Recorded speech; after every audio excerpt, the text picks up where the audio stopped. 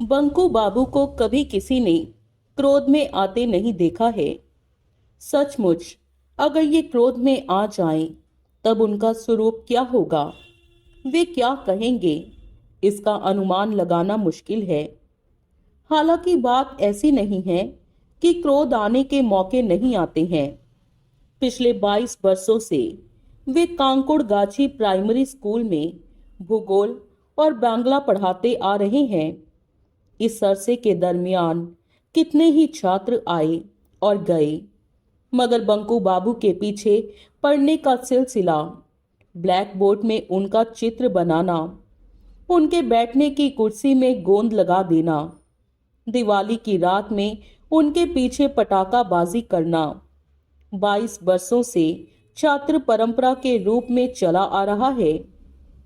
लेकिन बंकू बाबू कभी गुस्से में नहीं आए, बस गला खंखार कर इतना ही कहा है, छी।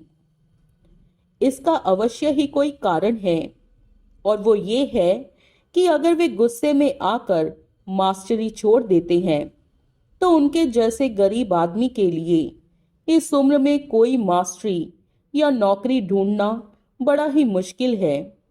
और दूसरा कारण ये है कि पूरे क्लास के शैतान छात्रों के बीच दो चार भले छात्र अवश्य रहते हैं। उन लोगों से मेल जोल कर तथा उन्हें पढ़ाकर बंकू बाबू को इतना आनंद प्राप्त होता है कि इसी से उनकी मास्टरी सार्थक हो जाती है।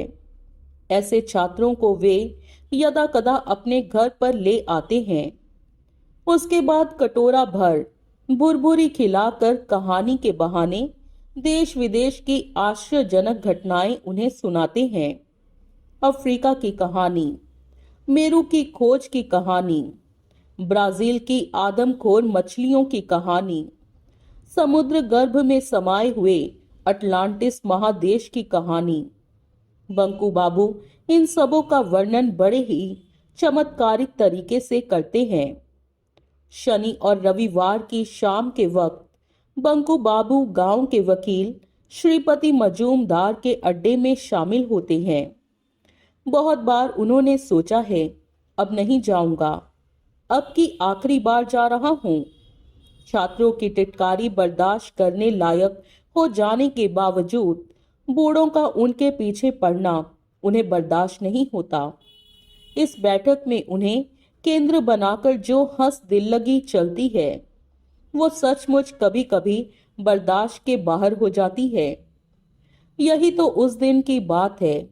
2 महीने भी नहीं गुजरे होंगे, भूत प्रेत की बातें चल रही थी। बंकू बाबू यूं सबके सामने अपनी राय जाहिर करने के अभ्यास नहीं है। न जाने उस दिन क्या हुआ कि वे कह बैठे कि भूत प्रेत से नहीं डरते हैं। अब जाएं तो जाएं कहाँ? ऐसे मौके को लोग भला हाथ से जाने दें।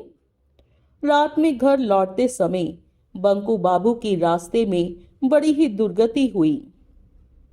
मितिर खानदान के इमली के पेड़ के तले कोई लिक लिक लंबा आदमी अपनी देह में भूसा वगैरह लगाकर अंधेरे में उनके बदन पर कूद पड़ा।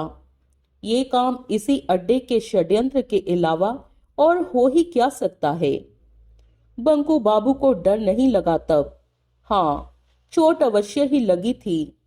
3 दिनों तक उनकी गर्दन में दर्द रहा था, और सबसे जो बड़ी बात हुई वो ये कि उनके नए कुर्ते में स्याही वगैरह लग गई थी तथा वो कई जगह फट भी गया था। भला ये कोई मजाक में मजाक है? इसके अलावा उनके पीछे पड़ने का धंधा लगा ही हुआ है, जैसे छाता या जूता छिपा देना, पान में असली मसाले की जगह मिट्टी मिला देना, जोर जबरन गीत गाने के लिए बाध्य करना इत्यादि। फिर भी उन्हें अड्डे पर आना पड़ता है। ना आने पर श्रीपति बाबू पता नहीं क्या सोचे। एक तो वे गांव के गणमान्य व्यक्ति हैं, दिन को रात और रात को दिन बनाने की उनमें सामर्थ्य है। उस पर बंकू बाबू ना हो तो उनका काम नहीं चल सकता। उनका कहना है, एक ऐसे व्यक्ति का रहना जरूरी है जिसको लेकर खासे मजेदार ढंग से उससे रगड़ किया जाए, वरना अड्डेबाजी का अर्थ ही क्या है। बंकू बिहारी को बुला लाओ। आज की अड्डेबाजी में जोर जोर से बहस मुबाहिसा चल रहा था, यानी सैटेलाइट उपग्रह के संबंध में चर्चा चल रही थी। आज ही सूर्यास्त के कुछ क्षण पहले उत्तर दिशा के आकाश में एक गतिमान प्रकाश दिख पड़ा है। 1 महीने पहले भी एक बार उसी तरह का प्रकाश दिख पड़ा था और उसके संबंध में अड्डे में काफी खोज पड़ताल का सिलसिला चला था। बाद में मालूम हुआ था कि वो एक रूसी उपग्रह था, खटका या फोस्का, इसी किस्म का कुछ उसका नाम था। सुनने में आया है कि ये 400 मील ऊपर पृथ्वी के चारों तरफ घूम रहा है और वैज्ञानिकों को उससे नए नए तथ्यों की जानकारी मिल रही है। आज के प्रकाश को बंकू बाबू ने सबसे पहले देखा था। उसके बाद उन्होंने ही निगू बाबू को बुलाकर दिखाया था। किंतु अड्डे पर पहुंचने के बाद बंकू बाबू ने पाया कि निगू बाबू ने सबसे पहले प्रकाश पर दृष्टि पड़ने का श्रेय बेझिझक अपने आप को दे डाला है और इस वजह से अपनी बहुत तारीफ कर रहे हैं। बंकू बाबू ने कुछ भी नहीं कहा। उपग्रह के संबंध में यहाँ किसी को कोई विशेष जानकारी नहीं है, लेकिन चूंकि बात करने के लिए टिकट नहीं खरीदनी पड़ती है या बोलने से पुलिस नहीं पकड़ती है, इसलिए सभी बातों की रफूगरी कर रहे हैं। घनशी बाबू ने कहा, चाहे जो कहो भैया, ये सब उपग्रह वगैरह के संबंध में माथापच्ची करना हमें शोभा नहीं देता। हम लोगों के लिए जैसा वो है, सांप के माथे पर मणि होना वैसा ही है। कहाँ आकाश के किस कोने में प्रकाश का एक बिंदु देख लिया है और उसी के संबंध में अखबारों में लिख रहा है और उसी को पढ़कर तुम इस बैठक में पान चबाते चबाते वाहवाही लूट रहे हो, मानो ये तुम्हारी कीर्ति हो, तुम्हारा ही गौरव हो। तालियों की तड़तड़ाहट जैसे तुम्हें ही मिलने चाहिए। राम कन्हाई की उम्र कम है। वो बोला, चाहे मेरा कारनामा ना हो, मगर है तो आदमी का ही। सबसे श्रेष्ठ मनुज है जग में। चंडी बाबू ने कहा, अरे रहने दो बेवजह की। आदमी ने नहीं तो क्या बंदर ने उपग्रह बनाया है? मनुष्य के अतिरिक्त है ही क्या? निगू मुख्तार ने कहा, ठीक है, उपग्रह की बात रहे, उसके अंदर कोई आदमी नहीं है, सिर्फ एक यंत्र ही चक्कर काट रहा है। सो तो लट्टू भी चक्कर काटती है, स्विच दबा देने से पंखा भी घूमने लगता है। खैर, मगर रॉकेट की बात यूं ही अनदेखी नहीं की जा सकती। चंडी बाबू ने मुंह बितकाकर कहा, रॉकेट, मैं दाद देता अगर ये हमारे मुल्क में तैयार होता। किले के मैदान से छोड़ने से अगर चंद्रमा तक पहुंच जाता, हम टिकट खरीद कर देख आते तो इसका कोई मानी होता। राम कन्हाई ने कहा, मान लो दूसरे ग्रहों से कोई चीज इस पृथ्वी पर आती है, आने से क्या होगा? हम तुम उसे देख ना पाएंगे। सो तो ठीक है। अड्डे के सभी सदस्यों ने चाय की प्याली को होंठों से लगाया। इसके बाद अब बातचीत का सिलसिला चल नहीं सकता। तभी बंकू ने एक कांच का टुकड़ा उठाकर धीरे से कहा, अगर यहीं आ जाए। निगू बाबू ने अवाक होने का बहाना करते कहा, बंकू, अब क्या कह रहा है जी? आए, कौन यहाँ आएगा? कहाँ से आएगा? बंकू बाबू ने फिर आहिस्ता से कहा, दूसरे ग्रह से कोई आदमी वगैरह। भैरव चक्रवर्ती ने अपनी आदत के अनुसार बंकू बाबू की पीठ पर एक धौल जमाते हुए दांत निपोर कर कहा, वाह बंकू बिहारी वाह, दूसरे ग्रह से आदमी यहाँ आएगा? इस घनघोर देहात में? लंदन में नहीं, मॉस्को में नहीं, न्यूयॉर्क में भी नहीं, यहाँ तक कि कलकत्ते में भी नहीं, बल्कि कांकुड़ गाछी में। तुम्हारा शौक तो कम मालूम नहीं होता। बंकू बाबू चुप हो गए, लेकिन उनका मन कहने लगा, ये असंभव ही कैसे हो सकता है। बाहर से जो आते हैं उनका उद्देश्य रहता है पृथ्वी पर आना। उनका उतना हिसाब करके अगर ना ही आए, कांकुड़ गाछी में ना आना जैसे संभव है, उसी तरह आना भी तो संभव है। श्रीपति बाबू ने अब तक अपना कोई विचार प्रकट नहीं किया था। अब वे संभल कर बैठ गए और सभी का ध्यान उनकी तरफ खिंच गया। वे चाय का गिलास रखकर अभिज्ञ की तरह गंभीर आवाज में बोले, देखो, दूसरे ग्रह से अगर आदमी आएगा भी तो इस गए गुजरे देश में नहीं आएगा। मेरी ये बात गांठ बांध कर रख लो। खा पीकर मगन रहना ही उनका काम नहीं है, और वे इतने बेवकूफ भी नहीं हैं। मुझे विश्वास है कि वे लोग साहब क्लास के हैं, और आकर उतरेंगे भी तो साहबों के मुल्क में ही, पश्चिम में। समझ रहे हो ना? बंकू बाबू के अतिरिक्त सभी ने हामी भरी। चंडी बाबू ने निगो मुख्तार की कमर पर एक थाप जमाकर बंकू बाबू की ओर इशारा किया और नकियाते हुए कहा, मुझे तो भैया लग रहा कि बंकू ठीक ही कह रहा है। जहां बंकू बिहारी के जैसा आदमी है, वहां लोगों के लिए आना स्वाभाविक है। कहो निगो, ठीक कह रहा हूं ना? मान लो अगर कोई स्पेसमैन ले जाना होगा तो ये बंकू के अलावा दूसरा कौन आदमी मिलेगा? निगो मुख्तार ने हाँ में हाँ मिलाते हुए कहा, ठीक कह रहे हो। चाहे अक्ल की बात हो, चाहे चेहरे की, या चाहे ताकत की, बांका बिल्कुल आदर्श है। राम कन्हाई ने कहा, एकदम जादूगर में रखने लायक है या चिड़ियाघर में। बंकू बाबू ने मन ही मन कहा, अगर नमूने की बात ही ली जाए तो ये लोग ही क्या 19 है। ये जो श्रीपति बाबू हैं, उनका थुथना ऊंट की तरह है, और वो भैरव चक्रवर्ती कछुए की तरह इसकी आंखें हैं। निगू छछुंदर है, राम कन्हाई बकरी, चंडी बाबू चमगादड़। अगर चिड़ियाघर में ही रखना होगा तो। बंकू बाबू की आंखों में आंसू उमड़ आए। वे उठकर खड़े हो गए। सोचा था आज अड्डेबाजी जमेगी।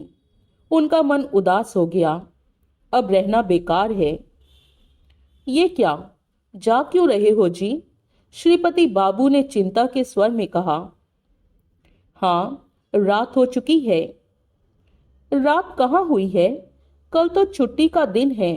बैठो, चाय पीकर जाना। नहीं, अब जा रहा हूं। परीक्षा की कुछ कापियां हैं। नमस्कार। राम कन्हाई ने कहा, देखिएगा बंकुदा, आज अमावस्या है। मंगलवार को आदमी के साथ साथ भूतों की संख्या में भी वृद्धि होती है। बंकू बाबू को पंचा घोष की बसवारी के बीच प्रकाश दिखाई पड़ा। उसके हाथ में कोई रोशनी नहीं थी। सर्दी का मौसम रहने के कारण सांप का डर नहीं था। इसके अलावा रास्ता भी जाना पहचाना था। यूं उस रास्ते से लोग बाग कम ही गुजरते हैं। बंकू बाबू के लिए ये रास्ता शॉर्टकट है, इसलिए वे इस रास्ते से आते जाते हैं। कुछ देर पहले से ही उनके मन में एक खटका सा पैदा हो रहा था, और दिनों के बजाय एक दूसरे ही तरह का भाव। लेकिन वो क्या है, समझ नहीं पा रहे थे। अचानक उन्हें याद आया, आज बंसवारी से झिंगुरों की आवाज नहीं गूंज रही है। नहीं, आवाज बिल्कुल नहीं आ रही है। यही तो और दिनों से अंतर है। और दिन वे बंसवारी के जितना अंदर घुसते थे, झिंगुरों की आवाज उतना ही बढ़ती जाती थी। आज उल्टी ही बात है। यही वजह है कि इतना सन्नाटा रेंग रहा है। बात क्या है? झिंगुरों का दल नींद में खो गया है क्या? सोच ही रहे थे कि 20 एक हाथ दूर पूरब दिशा में प्रकाश दिखा। शुरू में उन्हें लगा आग लगी है। बंसवारी के बीच खाली स्थान में जहां डबरा है, उसके चारों ओर काफी दायरे के दरमियान डाल और पत्तों पर एक गुलाबी आभा छाई हुई है। नीचे डबरे की तमाम जगह को घेर कर गुलाबी आभा फैली हुई है, लेकिन आग नहीं है क्योंकि वो प्रकाश स्थिर है। बंकू बाबू आगे बढ़ने लगे। कानों में एक तरह की आवाज आ रही है, मगर वे समझ के बाहर है। एकाएक कान बंद करने से जिस तरह री री री री री आवाज आ होती है, वो आवाज भी ठीक उसी तरह की है। बंकू बाबू की देह यद्यपि सिहर रही है, फिर भी एक अदम्य कौतूहल के वशीभूत होकर वे आगे बढ़ते जा रहे हैं। डबरे से 30 हाथ की दूरी पर बड़ी बंसवारी पार करने के बाद उनकी निगाह उस वस्तु पर गई। एक विशाल काय उलट कर रखे हुए शीशे के कटोरे किसी वस्तु पूरे डबरे को घेर कर पड़ी हुई है, और उसके स्वच्छ प्राय छाजन में से एक तीव्र लेकिन स्निग्ध गुलाबी आभा छटक रही है, जो समूचे वन को प्रकाशमान कर रही है। बंकू बाबू ने ऐसा आश्चर्यजनक दृश्य स्वप्न में भी नहीं देखा था। बंकू बाबू कुछ देर तक घनघोर आश्चर्य में डूबते उतरते रहे। उसके बाद उन्होंने देखा वो वस्तु स्थिर होने पर भी निर्जीव नहीं है। धीमे स्पंदन की झलक मिल रही है। श्वास प्रश्वास लेने पर जिस तरह आदमी की छाती धड़कती है, उसी तरह वो वस्तु हिलडुल रही है। अच्छी तरह से देखने के लिए बंकू बाबू ज्यों ही 4 हाथ आगे बढ़े होंगे कि उनके शरीर में विद्युत प्रवाह दौड़ने लगा। दूसरे ही क्षण उन्हें महसूस हुआ कि उनके हाथ पैर किसी अदृश्य बंधन से बंध गए हैं। अब उनके शरीर में शक्ति नामक चीज नहीं है। वो ना तो आगे बढ़ पा रहे हैं और ना ही पीछे को हट पा रहे हैं। कुछ देर तक इसी प्रकार जड़वत खड़े रहने के बाद बंकू बाबू ने देखा उस वस्तु का स्पंदन धीरे धीरे थम गया, और वो शब्द जो कानों को प्रिय लग रहा था एकाएक रुक गया। उसके बाद एकाएक रात की निस्तब्धता भंग कर बहुत कुछ आदमी की तरह पर अत्यंत ही महीन गले की चिल्लाहट सुनाई पड़ी। मिलिपिपिंग्यू मिलिपिपिंग्यू।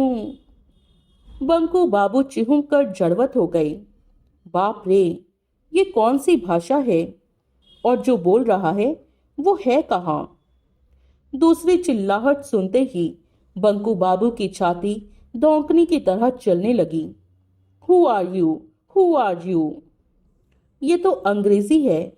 हो सकता है उन्हीं से सवाल किया जा रहा है। बंकू बाबू ने थूक निगल कर कहा, I am Banku Bihari, sir Banku Bihari Dutt. सवाल पूछा गया, are you English, are you English? Banku Babu ने चिल्लाकर कहा, no sir, Bengali Kayastha sir. थोड़ी देर तक चुप्पी छाई रही। उसके बाद स्पष्ट उच्चारण में शब्द बाहर आया, नमस्कार। बंकू बाबू ने राहत की सांस लेकर कहा, नमस्कार। इतना कहते ही उन्हें महसूस हुआ कि उनके हाथ और पैरों का अदृश्य बंधन अपने आप खुल गया है। वे चाहते तो भाग सकते थे, पर भागे नहीं, क्योंकि उन्होंने देखा उस विशालकाय शीशे की स्तूप का एक हिस्सा आहिस्ता आहिस्ता दरवाजे की तरह खुल गया। उस दरवाजे से शुरू में चिकने बाल की तरह का एक सर बाहर निकला। उसके बाद एक अद्भुत प्राणी का शरीर।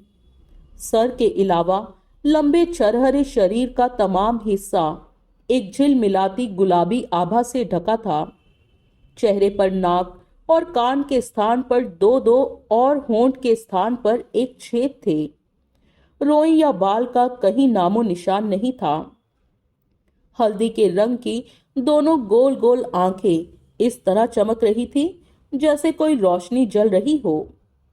ये आदमी धीरे धीरे बंकू बाबू की ओर आया और 3 हाथ के फासले पर रुककर उनकी ओर अपलक ताकने लगा। बंकू बाबू के हाथ अपने आप जुड़ गए। लगभग 1 मिनट तक देखने के बाद वो प्राणी बांसुरी की तरह महीन आवाज में बोला, क्या तुम मनुष्य हो? बंकू बाबू ने कहा, हाँ। प्राणी बोला, ये पृथ्वी लोक है क्या?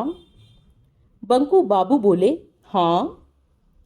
ठीक ही समझा हूं, यंत्रों ने गड़बड़ी पैदा की है। प्लूटो में जाने की बात थी। मन में एक प्रकार का संदेह था। यही वजह है कि शुरू में तुमसे प्लूटो भाषा में सवाल किया था।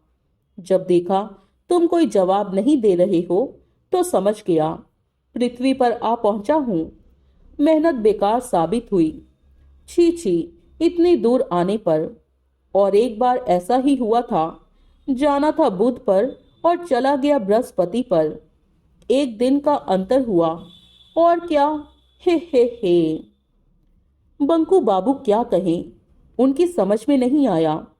इसके अलावा उन्हें यूं ही बेचैनी जैसी लग रही थी, क्योंकि वो प्राणी अपनी पतली पतली उंगलियों से उनके हाथ पैर दबा दबा कर देखने लगा था। दबाना बंद करके वो प्राणी बोला, मैं कैनियस ग्रह का योंग हूं, आदमी से बहुत ही ऊंचे स्तर का प्राणी। ये लिक लिक सा 4 फुट का प्राणी मनुष्य से ऊंचे स्तर का है, कहने से ही हो गया क्या? बंकू बाबू की हंसने की इच्छा हुई, लेकिन आश्चर्य की बात, उस प्राणी ने बंकू बाबू के मन का भाव समझ लिया। वो बोला, इसमें अविश्वास करने की कोई बात नहीं है। इसका सबूत है। तुम कितनी भाषाएं जानते हो? बंकू बाबू ने सर खुजलाते हुए कहा, बांग्ला, अंग्रेजी और वो हिंदी, यानी 2.5 भाषाएं। हाँ वो। मैं 14,000 भाषाएं जानता हूं। तुम्हारे सौर जगत में ऐसी कोई भाषा नहीं जिसे मैं नहीं जानता हूं। इसके अलावा दूसरे दूसरे 31 ग्रहों की भाषाओं की मुझे जानकारी है। इनमें से 25 ग्रहों में मैं खुद जा चुका हूं। तुम्हारी उम्र कितनी है? 50। मेरी उम्र है 833। तुम जानवर खाते हो क्या? बंकू बाबू ने अभी अभी कुछ दिन पहले काली पूजा में बकरे का मांस खाया था। इनकार करें तो कैसे? योंग ने कहा, हम नहीं खाते। कुछ 100 साल पहले ही हमने खाना छोड़ दिया है। पहले खाते थे, हो सकता है तुम्हें भी खा जाता। बंकू बाबू भय से सिहर उठे। ये वस्तु देख रहे हो ना? योंग ने कंकड़ की तरह एक वस्तु बंकू बाबू के हाथ में रख दी। उसे हाथ में लेते ही बंकू बाबू के सर्वांग में ऐसी सिहरन दौड़ गई कि उन्होंने तत्काल उस पत्थर को वापस कर दिया। योंग ने हंसकर कहा, क्योंकि ये वस्तु मेरे हाथ में थी, इसलिए तुम उस वक्त आगे नहीं बढ़ पाए। कोई आगे नहीं बढ़ सकता। दुश्मन को बिना घायल किए शक्तिहीन बना देने वाली ऐसी कोई दूसरी वस्तु नहीं है। बंकू बाबू अब सचमुच हैरान हो गए। हैं? योंग ने कहा, ऐसी कोई जगह या दृश्य बताओ जिसे तुम देखना चाहते हो पर देखना संभव नहीं हो पाया हो। बंकू बाबू ने सोचा, सारी दुनिया ही देखने को बाकी रह गई है। भूगोल पढ़ता हूं, मगर बंगाल के कुछ गांव और शहर के अलावा मैंने देखा ही क्या है। बंगाल को ही पूरा कहां देख पाया हूं। हिमालय की बर्फ नहीं देखी है। दीघा का समुद्र नहीं देखा है। सुंदरबन का जंगल नहीं देखा है। यहां तक कि शिवपुर के बगीचे के बरगद के उस दरख्त को नहीं देखा है मैंने। बंकू बाबू ने कहा, मैंने बहुत कुछ देखा ही नहीं है, जैसे गर्म मुल्क के आदमी। इसलिए उत्तरी ध्रुव को देखने की बड़ी ही इच्छा होती है। योंग ने शीशा लगी हुई एक नली निकालकर बंकू बाबू के चेहरे के सामने रखा और कहा, इसे आंखों पर लगाओ। आंखों पर लगाते ही बंकू बाबू के रोंगटे खड़े हो गए। क्या यह संभव है? उनकी आंखों के सामने बर्फ की मरुभूमि फैली है। उस मरुभूमि के बीच बीच में मस्तक ऊंचा किए पर्वत के समान तुषार खंड खड़े खड़े हैं। ऊपर चटक नीले आकाश में इंद्रधनुष के रंगों में बने चित्र क्षण क्षण रूप बदल रहे हैं। ऑरोरा वोगनेलियस। वो क्या है? इग्लू। वो रहा ध्रुवीय भालू का झुंड और वो पेंगुइन की जमात। वो कौन सा विभत्स जानवर है? गौर से देखने के बाद बंकू बाबू ने पहचाना, ये दरियाई घोड़ा है।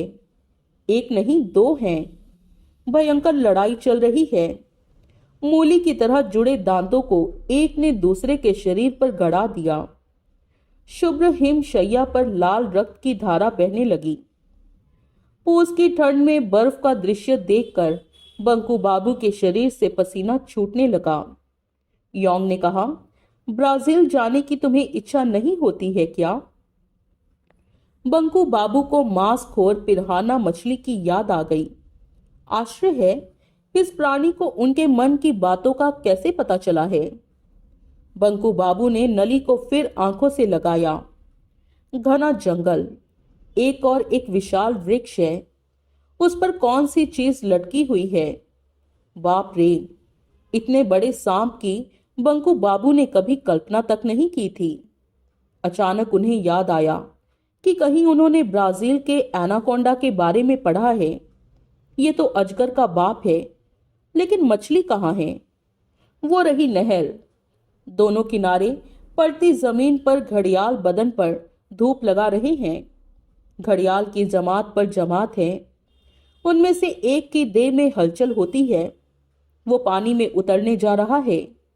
वो छपाक से कूद पड़ा। बंकू बाबू को आवाज तक सुनाई पड़ी, लेकिन ये क्या हुआ? घड़ियाल पानी से बिजली की गति से क्यों बाहर निकल आया? बंकू बाबू ने फटी फटी आंखों से देखा।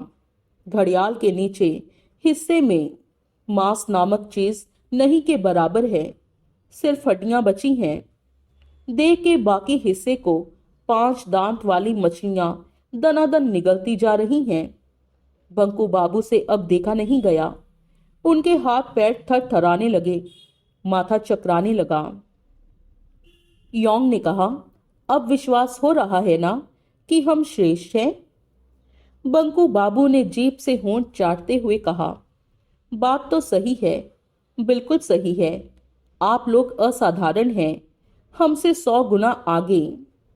योंग ने कहा, ठीक है, तुमको देखकर और तुम्हारे हाथ पांव दबाने के बाद लगता है निकृष्ट कोटि के प्राणी होने के बावजूद तुम आदमी के लिहाज से बुरे नहीं हो।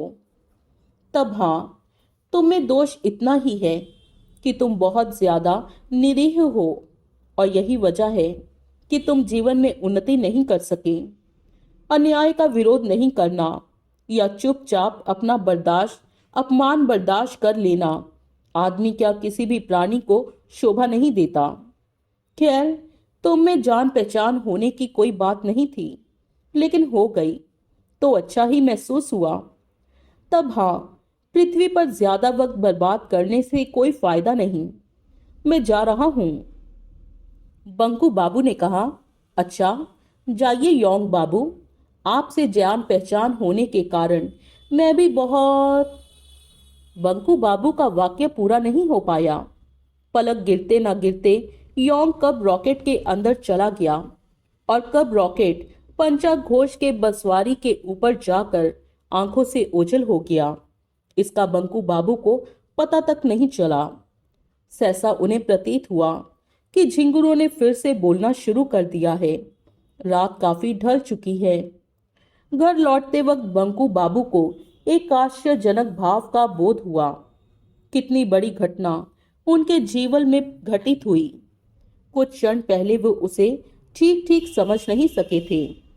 कहाँ सौर जगत का कौन सा ग्रह जिसका नाम तक किसी ने सुना नहीं, उसी ग्रह का एक आदमी नहीं बल्कि योंग आकर उससे बातचीत कर गया। कितने अचरज की बात है, कितना अद्भुत। तमाम दुनिया में और किसी दूसरे ने नहीं, सिर्फ उसी से बातचीत की। उससे यानी बंकू बिहारी दत्त, कांकुड़गाछी प्राइमरी स्कूल के भूगोल और बांग्ला के शिक्षक से। आज अभी से अंततः एक अनुभव के संदर्भ में वे सारी दुनिया में अकेले हैं। बंकू बाबू ने देखा, अब वे चल नहीं रहे हैं बल्कि नाच रहे हैं। दूसरे दिन रविवार था। श्रीपति बाबू के मकान पर जोर शोर से अड्डेबाजी जमी थी। कल के प्रकाश की खबर आज अखबार में छपी है, लेकिन जो कुछ छपा है नगण्य ही है। बंगाल के मात्र 2-4 स्थानों में वो प्रकाश देखा गया था, इसलिए उसे फ्लाइंग सॉसर या उड़न तश्तरी समझा जा रहा था। आज अड्डे पर पंचा घोष भी पहुंचे हैं। उसी 40 बीघे की बंसवारी में जो डबरा है, उसके चारों तरफ के बांसों में से 10 बांस रातों रात नंगे हो गए हैं। सर्दियों में बांस के पत्ते झड़ते जरूर हैं, मगर इस तरह एकाएक ठूंठ हो जाना बड़ा ही अस्वाभाविक है। इसी विषय पर बातचीत का दौर चल रहा था कि तभी भैरव चक्रवर्ती ने एकाएक कहा, आज बंकू को आने में देर क्यों हो रही है? बात तो सही है, अब तक किसी ने इस पर ध्यान नहीं दिया था। निधु मुख्तार ने कहा, बंकू क्या आज आसानी से इधर आएगा? कल जुबान खोलने के कारण उसकी इतनी दुर्गति हुई थी कि कुछ पूछो मत। श्रीपति बाबू ने चिंता के स्वर में कहा, ये कहने से कैसे चलेगा? बंकू का होना जरूरी है। राम कन्हाई, तुम जाओ और उसे पकड़कर यहां ले आओ। चाय पी लूं, फिर जाऊंगा। इतना कहकर राम कन्हाई चाय की प्याली को होंठों से लगाने ही जा रहा था कि बंकू बाबू ने कमरे में प्रवेश किया कहना ही पर्याप्त नहीं लगता है। मानो तूफान के एक हल्के झोंके ने कमरे में अंदर आकर सबको हैरत में डाल दिया। उसके बाद तूफान का खेल शुरू हुआ। शुरू में बंकू बाबू ने 1 मिनट तक कह कहा लगाया। ऐसा कह कहा इसके पहले कभी किसी ने सुना नहीं था। खुद बंकू बाबू ने भी नहीं सुना था। उसके बाद हंसना रोककर, जोरों से खंखार कर गंभीर स्वर में कहना शुरू किया, दोस्तों, मैं बड़ी प्रसन्नता के साथ आपको ये सूचना दे रहा हूं कि इस अड्डे पर मेरा आज का आना आखिरी आना है। आप लोगों के दल को त्यागने के पूर्व आप लोगों के सामने कुछ शब्द प्रकट करना चाहता हूं और मैं इसी उद्देश्य से यहां आया हूं। नंबर 1, जो सब पर लागू होता है। आप लोग सभी बेकार की बकवास करते हैं। जिस विषय की जानकारी ना हो और उस पर बहुत बोला जाए तो लोग बोलने वाले को बेवकूफ कहते हैं। नंबर 2, ये बात मैं चंडी बाबू से कह रहा हूं। आप लोगों को जितनी उम्र हो चुकी है, उस उम्र में दूसरे का छाता जूता छुपा देना न केवल अन्याय है बल्कि बचपना भी है। कृपया मेरा छाता और कत्थई कैनवास के जूते कल तक मेरे घर पहुंचा दें। निधु बाबू, आप अगर मुझे बांका कहकर पुकारिएगा तो मैं आपको जोका कहकर पुकारूंगा। आपको ये बात समझ लेनी चाहिए। और श्रीपति बाबू, आप गणमान्य व्यक्ति हैं, आपको मुसाहिबों की जरूरत है, मगर आप समझ लें कि मैं उस दल में नहीं हूं। अगर आप कहें तो मैं अपनी पालतू बिल्ली आपके पास भेज सकता हूं। वो बहुत ही अच्छे तरीके से पांव चाट सकती है। अरे पंचा बाबू भी आए हैं, आपको भी समाचार दे दूं। कल रात कैनियस ग्रह से योंग नाम का व्यक्ति आकर बंसवारी के डबरे में उतरा था। वो आदमी योंग बड़ा ही भला है। ये कहकर बंकू बाबू ने अपने बाएं हाथ से भैरव चक्रवर्ती की पीठ पर एक चपत जमाई और दर्प के साथ कमरे से बाहर निकल आए। ठीक उसी क्षण राम कन्हाई के हाथ से चाय से भरी प्याली नीचे गिर पड़ी और सभी के कपड़े लत्ते गरम चाय से तर हो गए। दोस्तों, ये वीडियो पसंद आए तो लाइक, शेयर और कमेंट करें। चैनल को सब्सक्राइब करें। मिलते हैं अगली वीडियो में। तब तक के लिए अपना बहुत सारा ख्याल रखें।